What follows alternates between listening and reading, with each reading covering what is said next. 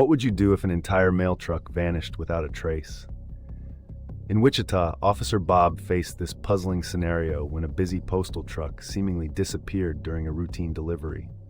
Initially, chaos and frustration enveloped the neighborhood as important letters and packages went undelivered. As the investigation unfolded, unexpected community clues led Officer Bob to an isolated warehouse on the city's outskirts. The twist? A clever but misguided art group's project had turned the truck into a moving installation, ingeniously disguised as part of their exhibit. Through dedication and quick thinking, Officer Bob transformed potential mayhem into unity, forging closer bonds between residents and law enforcement in this remarkable twist of fate.